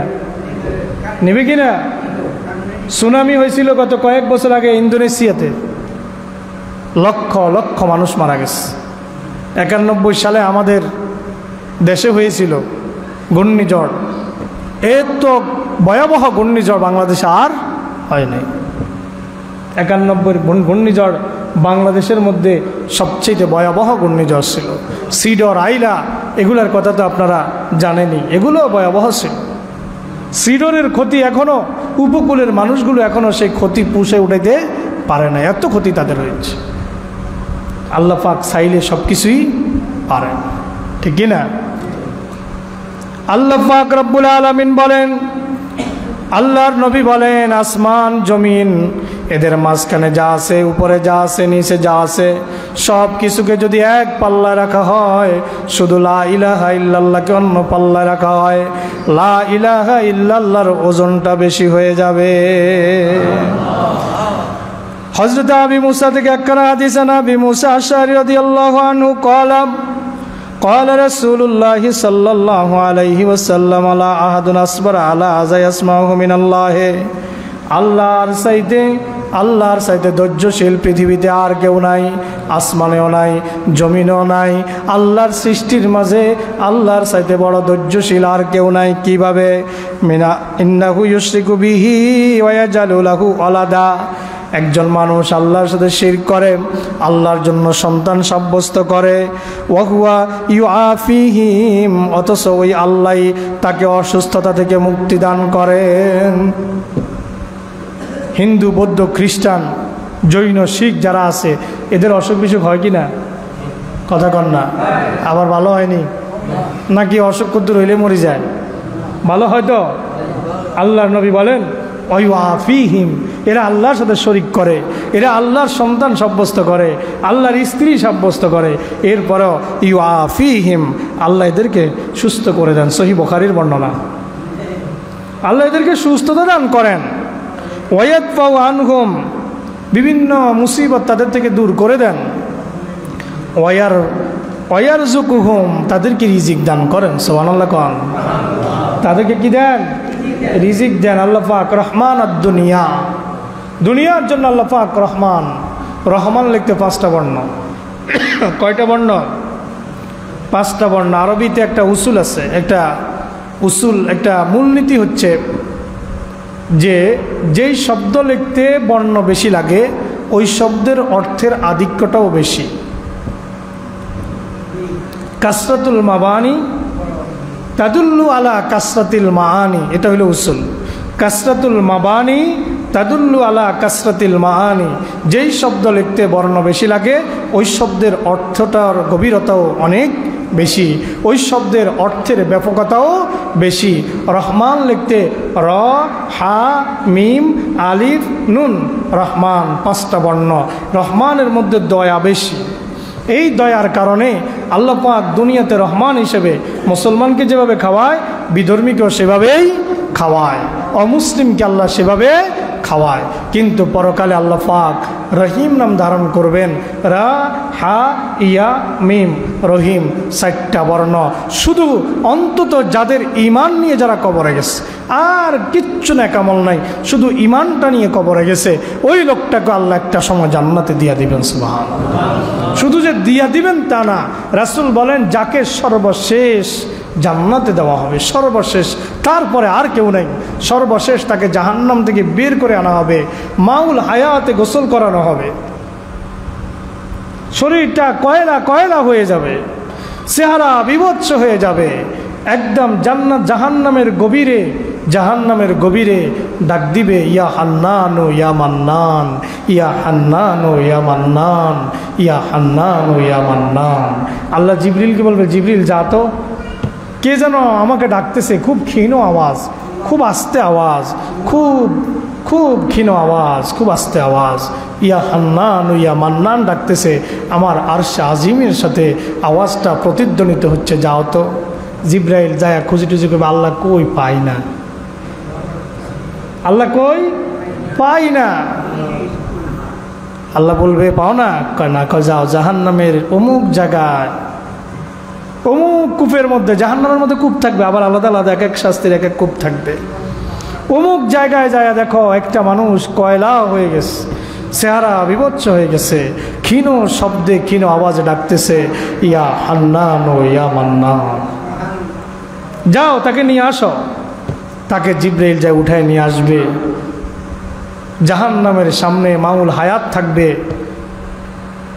সেখানে তাকে গোসল করানো হবে। যখন সে ওখানে তাকে ছেড়ে দেওয়া হবে, সে যখন ওখান থেকে উঠবে, তার চেহারার মধ্যে মুক্তার মতো চেহারা জলজল জলজল করতে থাকবে। সুবহানাল্লাহ।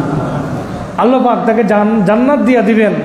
রাসূল বলেন, তাকে যে জান্নাত দিবেন, এই দুনিয়ার মতো 10টা দুনিয়ার সমান একটা জান্নাত আল্লাহ পাক তাকে দিয়ে দিবেন। সুবহানাল্লাহ। এত বড় জান্নাত তাকে দিয়ে দেওয়া। সুবহানাল্লাহ। কত দয়াবান আল্লাহ তাআলা। আল্লাহ রসুল, সহিহ বুখারীর বর্ণনা, রসুল বলেন আল্লাহর চাইতে বড় ধৈর্যশীল আর কেউ নাই। আমরা তো কথায় কথায় ধৈর্য হারা হয়ে যাই।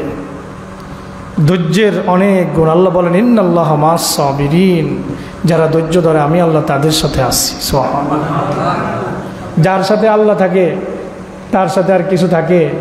হিজরত করতে নবী মক্কা থেকে মদিনা চলে গেল, নবী সাওর পর্বতের গুহার মধ্যে লুকাইল। সিরাতের কিতাবে লেখে, মক্কার কাফেররা নবীকে খুঁজতে খুঁজতে পাহাড়ে উঠছে, পাহাড়ে নিচের দিকে তাকাইলে নবীরে দেখে, এমন জায়গায় উঠছে তার ডালে একটা গুহার মধ্যে নবীজি আছে, তাকাইলেই ওনাদেরকে দেখা যায়। হযরত আবু বকর সিদ্দিক রাদিয়াল্লাহু আনহু বলেন, ইয়া রাসূলুল্লাহ, তারা তো আমাদেরকে ধরে ফেললো, বলে ফেললো, যে কোনো মুহূর্তে আমরা ধরা খেয়ে যাব। আল্লাহ নবী বলেন, আবু বকর লা তাহজান, চিন্তা করো না, ইন্নাল্লাহা মা'ানা, আল্লাহ আমাদের সাথে আছে, আল্লাহ আমাদের সাথে আছে, ইন্নাল্লাহা মা'ানা, আল্লাহ আমাদের সাথে আছে, চিন্তা নাই। তারা সিরাতের কিতাবে লেখে, নিচে তাকাইলে নবীকে দেখে, আবু বকরকে দেখে, কিন্তু নিচে তাকানোর মানসিকতা নষ্ট করে দিয়েছেন কে? আল্লাহ।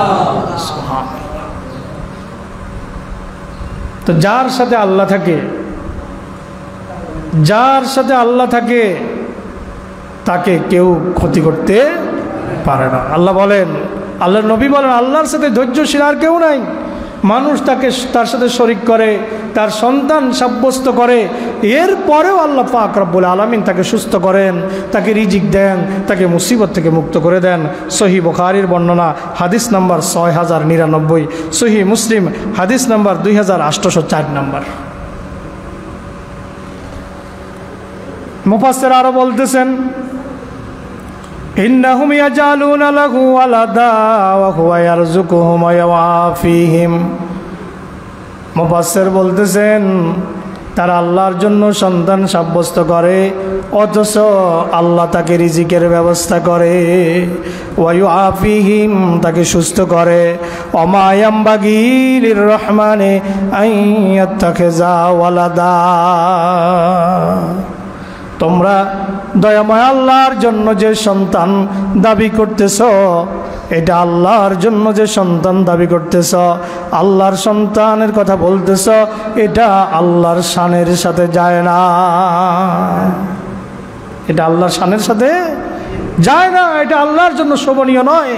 আন দাউ লির রহমানে ওয়ালাদা, তোমরা যে আল্লাহর জন্য সন্তান দাবি করো, মা ইয়ামবাগি লির রহমানে আইয়াত্তাখিযা ওয়ালাদা, দয়াময় আল্লাহর শানের খেলাফ যে তিনি সন্তান গ্রহণ করবেন, তার সৃষ্টি যেটা গ্রহণ করবে ওই তবিয়ত আল্লাহ গ্রহণ করবেন, এটা আল্লাহর শানের সাথে যায় না।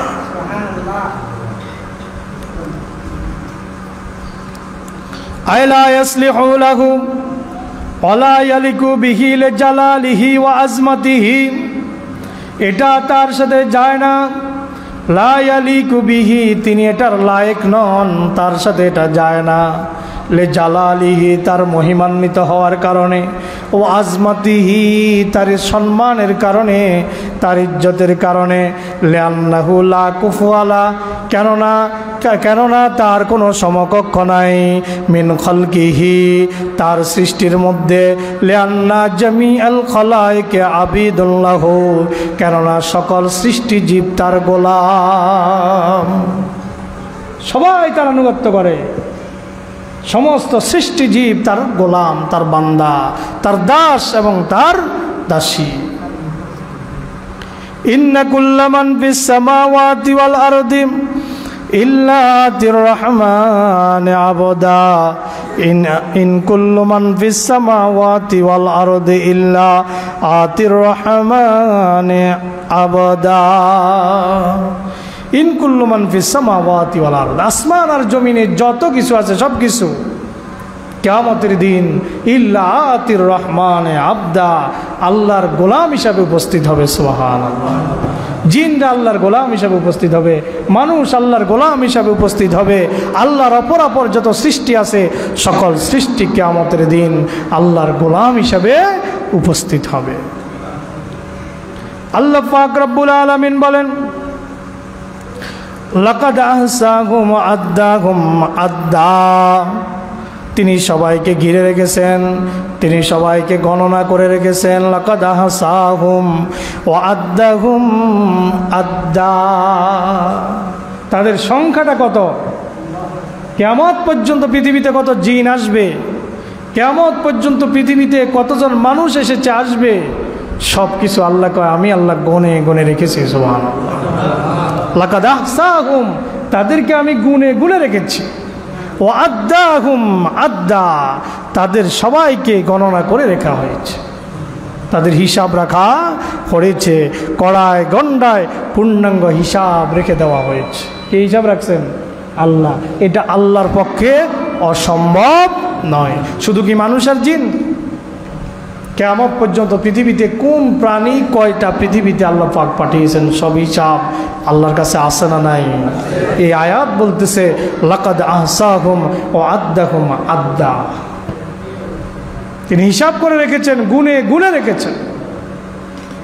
তাফসীরের মধ্যে মুফাসসির বলেন কদ আলিমা আদাদুহুম মুনযু খালকিহিম, কদ আলিমা আদাদুহুম, তাদের সংখ্যাটা আল্লাহ জানেন। সুবহানাল্লাহ কোন? তাদের সংখ্যা কে জানেন? আল্লাহ।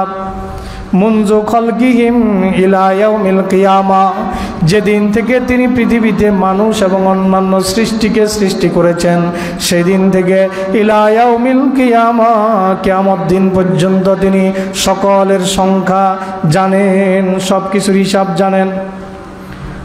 যাকারুহুম ওয়া উনসাহুম সগীরুহুম ওয়া কাবীরুহুম, শুধু যে সংখ্যা জানে, মোট সংখ্যা জানে তা না, পুরুষ কয়টা মহিলা কয়টা এটাও জানে। সগীরুহুম ওয়া কাবীরুহুম, এদের মধ্যে কয়টা ছোট অবস্থায় মরে গেছে, কয়টা বুড়ো হয়ে মরছে, এইসব আল্লাহর কাছে আসে না নাই? আমার কথা না, মুফাসসির লিখতেছে কিতাবে, আমি কিতাব থেকে আরবি আবারত পড়ে পড়ে আপনাদেরকে বলতেছি। কথা কি বুঝতেছেন? তার কতজন পুরুষ পৃথিবীতে আল্লাহ পাক সৃষ্টির শুরু থেকে আদম থেকে কিয়ামত পর্যন্ত পাঠাবেন ওই হিসাব আল্লাহর আছে। কয়জন মহিলা পাঠাবেন ওই হিসাব আল্লাহর আছে। কতজন ছোট অবস্থায় মরে গেছে ওইটার হিসাব আল্লাহর কাছে আছে। কতজন বার্ধক্যে পৌঁছে ইন্তেকাল করেছে ওইটার হিসাবও আল্লাহ পাক রব্বুল আলামিনের কাছে আছে।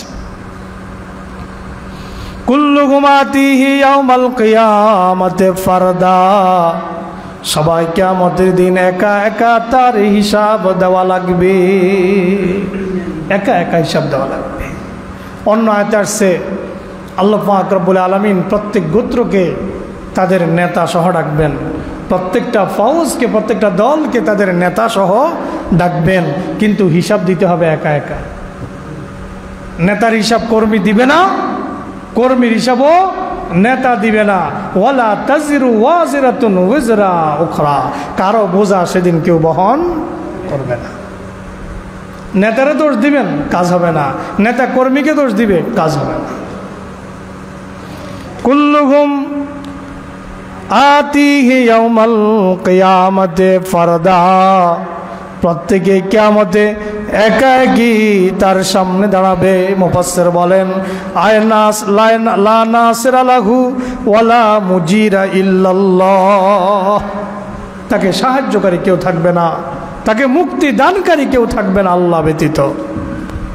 ওয়াহদাহু লা শারীকা লা, তিনি একক, তার কোনো শরীক নাই। ফায়াহকুমু ফি খালকিহি বিমা ইয়াশা, তিনি তার সৃষ্টির মধ্যে ফায়সালা করেন যা তিনি চান, যা তার মন চায় তিনি তাই ফায়সালা করেন। ওয়া হুয়াল আদিল, তিনি যা চান তা ফায়সালা করেন। এই কথার অর্থ এটা নয় যে তিনি জুলুম করেন, নিজে মানুষের উপরে কোনো কিছু চাপায় দেন। মুফাসসির এই কথাও বলে দিচ্ছেন ওয়া হুয়াল আদিল, তিনি হচ্ছেন ইনসাফকারী। সুবহানাল্লাহ, তার চাইতে বড় ইনসাফওয়ালা আর কেউ নাই। তিনি হচ্ছেন আদিল, তিনি হচ্ছেন ইনসাফওয়ালা, ইনসাফকারী। আল্লাযী লা ইউজলিমু মিসকালা যাররাতিন, তিনি যাররা পরিমাণ, অণু পরিমাণ কারো প্রতি কোনো জুলুম করবেন না। আল্লাহ পাক অন্য আয়াতে বলেছেন ওমা আনা বিযাল্লামিন লিল আবিদ, আল্লাহ কোনো বান্দার প্রতি জুলুমবাজ নন, জুলুমকারী নন। ওয়ালা ইউজলিমু রাব্বুকা ফাতিলা, তোমার রব যাররা পরিমাণ, সামান্য পরিমাণ তোমার রব জুলুম করবেন না কিয়ামতের দিন।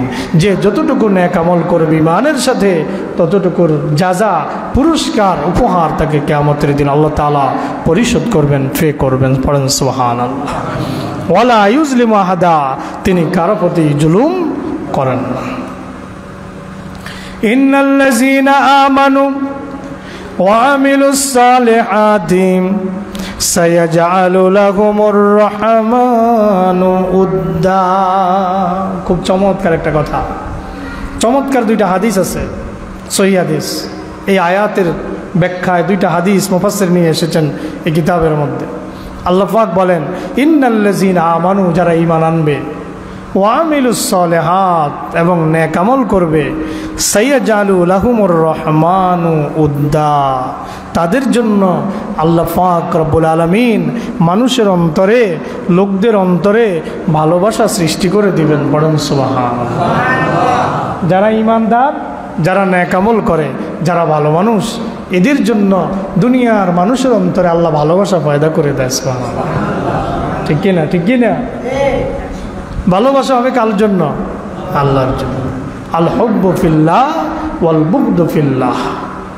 কাউকে যদি ভালোবাসেন আল্লাহর জন্য ভালোবাসবেন, কাউকে যদি, কারোর সাথে যদি শত্রুতা করেন আল্লাহর সন্তুষ্টির জন্য শত্রুতা করবেন, নিজের স্বার্থে নয়। আমরা নাস্তিকদের সাথে শত্রুতা পোষণ করি, করি কিনা? করি কিনা? নাস্তিকদের সাথে শত্রুতা পোষণ করি। কেন শত্রুতা পোষণ করি? তারা আল্লাহর ওহদানিয়তকে অস্বীকার করে। তাহলে এই শত্রুতা দুনিয়ার স্বার্থে নাকি আল্লাহর জন্যে? আল্লাহ রাসূল বলেন মান আহাব্বা লিল্লাহ ওয়া আবগাদা লিল্লাহ ওয়া আতা লিল্লাহ ওয়া মানা লিল্লাহ ফাকাদ ইস্তাকমালাল ঈমান। যে কাউকে ভালোবাসে আল্লাহর জন্য ভালোবাসে, কারোর সাথে শত্রুতা পোষণ করে আল্লাহর জন্য শত্রুতা পোষণ করে, কাউকে কিছু দান করে আল্লাহর সন্তুষ্টির জন্য দেয়, আবার কাউকে কিছু দেয় না, এটাও আল্লাহর সন্তুষ্টির জন্য দেয় না। আল্লাহর সন্তুষ্টির জন্য যাত্রা পালার আসর হবে, গানের কনসার্ট হবে, আপনার কাছে চাঁদা নিতে আসছে, আপনি দিলেন না, যে না আমি দিব না। আপনি জানেন দিলে এই টাকার হিসাবও কিয়ামতের দিন আল্লাহর সামনে দাঁড়িয়ে আপনাকে দিতে হবে, ঠিক কিনা? বলছি না কালকে 5টা প্রশ্নের জবাব দিতে হবে। তা আপনি দিলেন না, আল্লাহ রাসূল বলেন এই যে আপনি মানা করলেন, খারাপ কাজে দিলেন না, এই না দেওয়া এটাও যদি আল্লাহর জন্য হয়, কয়টা কাজ? 4টা। ভালোবাসবো আল্লাহর জন্য, কারোর সাথে শত্রুতা করব আল্লাহর সন্তুষ্টির জন্য, কাউকে কিছু দিব আল্লাহর সন্তুষ্টির জন্য, কাউকে দিব না তাও আল্লাহর সন্তুষ্টির জন্য, দিব না নিষেধ করে দিব আল্লাহর সন্তুষ্টির জন্য। এই 4টা কাজ যদি আল্লাহর জন্য করা যায়, আল্লাহর নবী বলেন ফাকাদ ইস্তাকমালাল ঈমান, তার ঈমান পরিপূর্ণ হয়ে গেছে। সুবহানাল্লাহ, তার ঈমান কি হয়ে গেছে? পরিপূর্ণ। সহিহ বুখারী সহিহ মুসলিমের হাদিস। তার ঈমান পারফেক্ট ঈমান হয়ে গেছে, পরিপূর্ণ ঈমানদার সে হয়ে গেছে। আর এই আয়াত আল্লাহ বলেন যারা ঈমান আনবে, নেক আমল করবে, সাইয়াজআলু লাহুমুর রহমানু উদ্দা, ওসিরেই আল্লাহ পাক রব্বুল আলামিন মানুষের অন্তরের মধ্যে তার জন্য ভালোবাসা সৃষ্টি করে দিবে। একখানা হাদিস শুনুন। আন আবি হুরায়রা রাদিয়াল্লাহু তাআলা আনহু আনিন নবী সাল্লাল্লাহু আলাইহি ওয়াসাল্লাম, হযরত আবু হুরায়রা থেকে বর্ণিত, তিনি নবী করিম সাল্লাল্লাহু আলাইহি ওয়াসাল্লাম থেকে বর্ণনা করেন, ইন্নাল্লাহা ইযা হাব্বা আবদান, আল্লাহ যখন কোনো বান্দাকে ভালোবাসে, দাআ জিবরিলা, জিবরাইলকে ডাক দেয়, ও জিবরিল, ক্বালাম ইয়া জিবরিল, জিবরিলকে আল্লাহ পাক ডাক দেন, ফাকালা ইয়া জিবরিল, আল্লাহ বলেন হে জিবরিল, ইন্নী উহিব্বু ফুলানান, দুনিয়ার অমুক মানুষটাকে আল্লাহ নাম ধরে বলবে। এখানে রাসূল অমুক বলছেন, কিন্তু আল্লাহ পাক কি ধরে বলবেন? নাম ধরে, নাম এবং বাবার নাম ধরে বলবেন। ইন্নী উহিব্বু ফুলানান, দুনিয়ার অমুক দেশের অমুক শহরের অমুক ব্যক্তিকে আমি ভালোবাসি, ফাহিব্বাহু, তুমিও তাকে ভালোবাসো। ক্বালা ফায়ুহিব্বুহু জিবরিল, জিবরাইলও তাকে ভালোবাসা শুরু করে দেয়। ক্বালা সুম্মা ইউনাদি ফি আহলিস সামা, আল্লাহ জিবরিলকে বলে, জিবরিল তুমি এবার দুনিয়ার ফেরেশতাদের মাঝে ঘোষণা দিয়ে দাও আমি আল্লাহ অমুক লোকটাকে ভালোবাসি। ফাকালাম ইন্নাল্লাহ ইউহিব্বু ফুলানান ফাহিব্বু, এবার জিবরাইল আসমানের ফেরেশতাদেরকে ডাক দিয়ে বলেন, ও আসমানের ফেরেশতারা, নিশ্চয় আল্লাহ তাআলা অমুক লোকটাকে ভালোবাসে, তোমরাও তাকে ভালোবাসো। ফায়ুহিব্বুহু আহলুস সামা, তখন আসমানের অধিবাসী ফেরেশতারাও ওই লোকটাকে ভালোবাসা শুরু করে দেয়। সুম্মা ইউদাউ লাহুল কবুলু ফিল আরদে, অতঃপর তার ভালোবাসার কবুলিয়ত দুনিয়ার মানুষের অন্তরে স্থাপন করে দেওয়া হয়, তখন দুনিয়ার মানুষও তাকে ভালোবাসতে থাকে।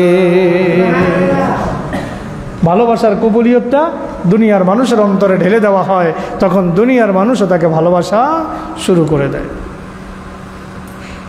ওয়াইন্নাল্লাহা ইযা আবগাদা আবদান, আর আল্লাহ যখন কোনো বান্দাকে অপছন্দ করেন, দাআ জিবরিলা, আল্লাহ জিবরাইলকে ডাকেন। ফাকালা ইয়া জিবরিল, আল্লাহ বলেন হে জিবরাইল, ইন্নী আবগাদা ফুলানান ফাবগিদুহু, দুনিয়ার অমুক ব্যক্তিকে আমি অপছন্দ করি, আমি ঘৃণা করি, তুমিও তাকে ঘৃণা করো। ক্বালা ফায়াবগিদুহু জিবরিল ফায়াবগিদুহু জিবরিল, জিবরাইল তাকে ঘৃণা করা শুরু করে। সুম্মা ইউনাদি ফি আহলিস সামা, অতঃপর জিবরাইল আসমানের অধিবাসীদের মাঝে ঘোষণা করে দেয়, ইন্নাল্লাহা ইয়াবগাদু ফুলানান ফাবগিদুহু, নিশ্চয় আল্লাহ অমুক লোকটাকে ঘৃণা করে, তোমরাও তাকে ঘৃণা করো। ক্বালা ফায়াবগিদুহু আহলুস সামা, অতঃপর আসমানের অধিবাসীরা ওই লোকটাকে ঘৃণা করা শুরু করে। সুম্মা ইউদাউ লাহুল বাগদাউ ফিল আরদে, তখন ওই ঘৃণাটা দুনিয়ার মানুষের অন্তরের মধ্যে স্থাপন করে দেওয়া হয়। তখন দুনিয়ার মানুষও ওই লোকটাকে অপছন্দ করা শুরু করে। হাদিস খানা বুখারী শরীফের মধ্যে এসেছে 6040 নম্বর। কি বুঝলেন? ভালোবাসা এমনি এমনি হয় না। ভালোবাসা আগে সেখান থেকে বাজেট হয়। আর আমরা ভালোবাসা দিবস বানাইছি। কি দিবস বানাইছি? 14 ফেব্রুয়ারি ভালোবাসা দিবসের নামে যত বেহায়াপনা, যত নষ্টামি, যত ভণ্ডামি, যত ফাত্রামি আর ইত্রামি, এটাকে আমরা নাম দিছি ভালোবাসা দিবস, বিশ্ব ভালোবাসা দিবস নাম দিছি। হাজার হাজার নারী সেদিন দর্শিতা হয়, লাখো নারী সেদিন দর্শিত হয়, সারা পৃথিবীতে লাখো কোটি নারী দর্শনের শিকার হয় এবং পরবর্তী বছরে লাখো লাখো অবৈধ জারজ সন্তান এ দেশে, পৃথিবীর বিভিন্ন দেশে ভূমিষ্ঠ হয়। বলেন নাউজুবিল্লাহ। আপনাদেরকে মনে হয় তাফসিরের শুরুর দিকে একদিন বলেছিলাম, এই দেশে প্রতি বছর 12 লক্ষ অবৈধ গর্ভপাত হয়। কত লক্ষ? প্রতি বছর 12 লক্ষ অবৈধ গর্ভপাত হয় এই দেশে। আল্লাহ পাক জাতিকে হেফাজত করেন, কোন আমিন। আল্লাহ পাক রব্বুল আলামিনের প্রিয় হাবিব আরো বলেন, আন আবি হাতিম حدثنا أبي حدثنا أبو داود الحفاري حدثنا عبد العزيز يعني ابن محمد هو الدراويري عن سهيل بن صالح عن أبيه عن أبي هريرة رضي الله عنه أن النبي صلى الله عليه وسلم, হযরত আবু হুরায়রা থেকে বর্ণিত, তিনি বলেন, নিশ্চয়ই নবী করিম সাল্লাল্লাহু আলাইহি ওয়াসাল্লাম বলেছেন, ইজা হাব্বাল্লাহু আবদান নাদা জিবরিল, যখন আল্লাহ কোনো বান্দাকে ভালোবাসেন জিবরাইলকে ডাক দিয়ে বলে দেন, ইন্নী কদ আহবাবতু ফুলানান ফাহিব্বা, অমুক ব্যক্তিকে আমি ভালোবাসি, তুমিও ভালোবাসো। ফায়ুনাদি বিসসামায়ে, তখন জিবরিল আসমানের মধ্যে ঘোষণা করে দেয়, সুম্মা ইয়ানজিলু লাহুল মুহাব্বাতু ফি আহলিল আরদে, অতঃপর ওই বান্দার জন্য মহাব্বত পৃথিবী মানুষের অন্তরে ঢেলে দেওয়া হয়। ফাযালিকা কাউলুল্লাহি আযজা ওয়াজাল, এই কথাটার দলিল হচ্ছে আল্লাহ পাকের এই বাণী, ইন্নাল্লাযিনা আমানু ওয়া আমিলুস সালিহাত, নিশ্চয় যারা ঈমান এনেছে, সৎকর্ম করেছে, সায়াজআলু লাহুমুর রহমানু উদ্দা, ওসিরে আল্লাহ পাক রব্বুল আলামিন তাদের জন্য মানুষের অন্তরে রহমতকে ঢেলে দেন। পড়েন সুবহানাল্লাহ। তাহলে আমাদেরকে সেইভাবে তো চলা দরকার যেভাবে আল্লাহর ভালোবাসা পাওয়া যাবে। আল্লাহর ভালোবাসা এমনি এমনি পাওয়া যাবে না।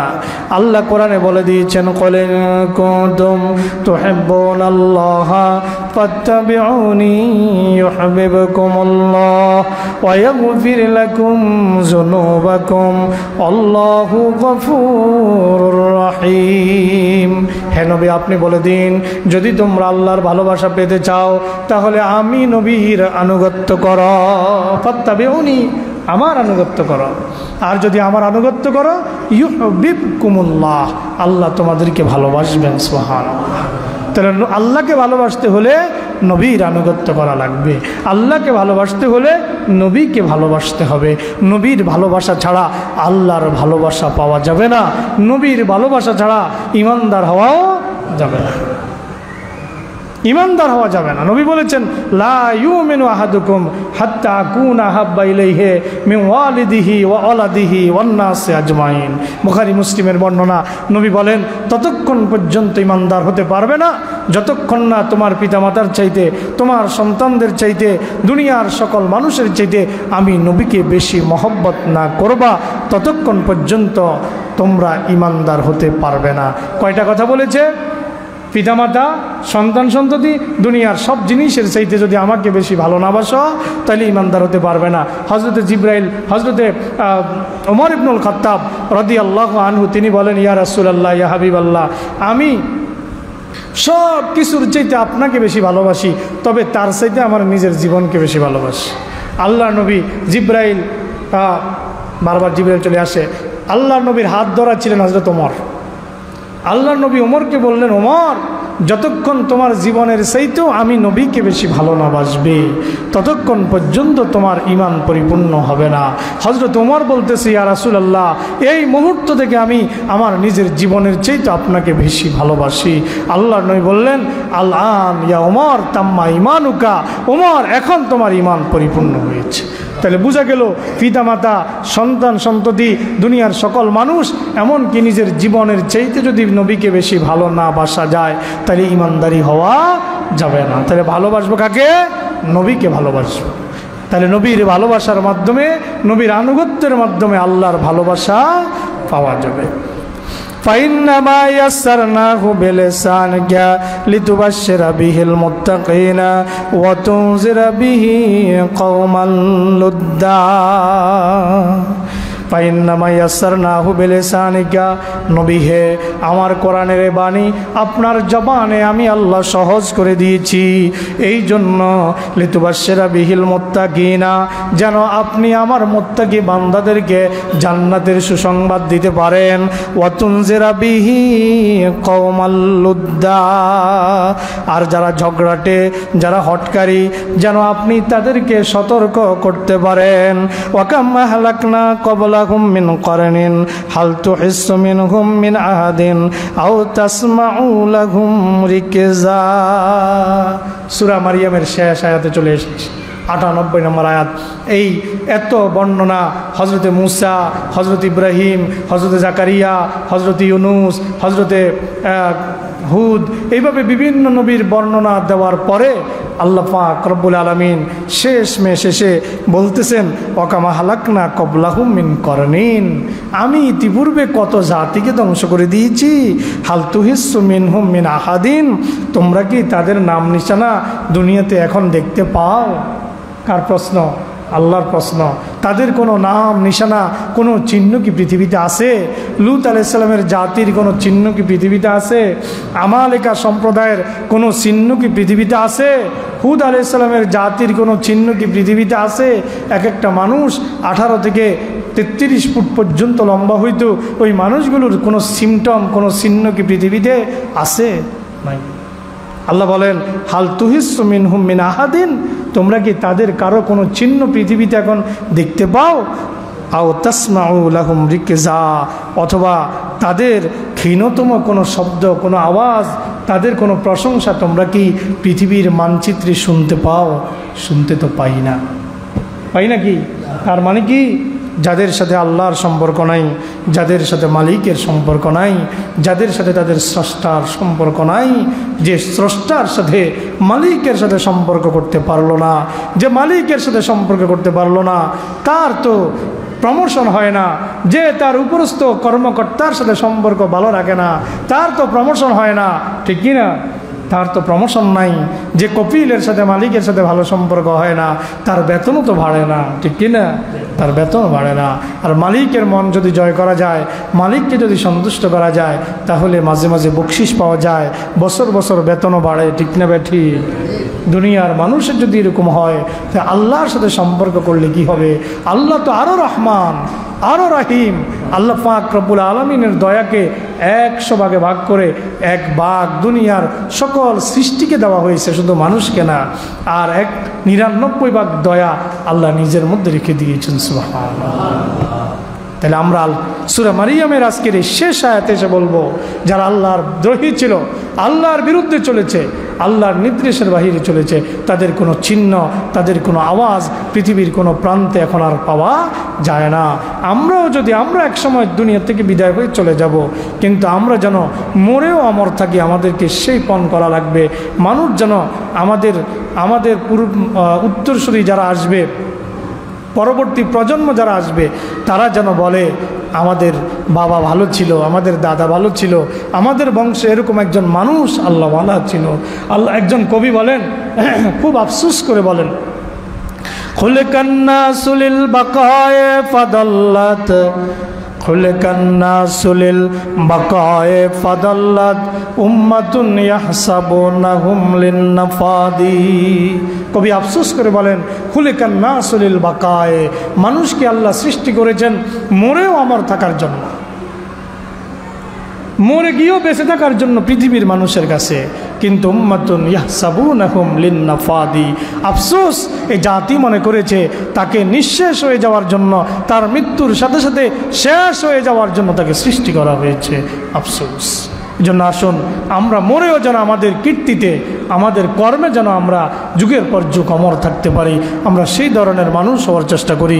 আল্লাহ পাক আমাকে এবং আপনাদেরকে তৌফিক দান করেন বলে